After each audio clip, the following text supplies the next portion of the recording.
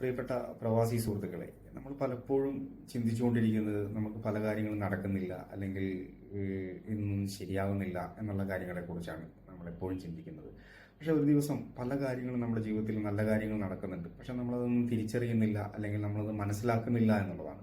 ആദ്യം നമ്മൾ ഗ്രാറ്റിറ്റ്യൂഡ് ഉണ്ടായിരിക്കുക എന്നുള്ളതാണ് ഏറ്റവും ആദ്യം ചെയ്യേണ്ടത്. എന്ന് വെച്ചിട്ടുണ്ടെങ്കിൽ ഒരു ദിവസം നടന്ന നല്ല കാര്യങ്ങൾക്ക് നമ്മൾ ഓർത്തെടുക്കുകയും അതിന് നന്ദി പറയുകയും വേണം.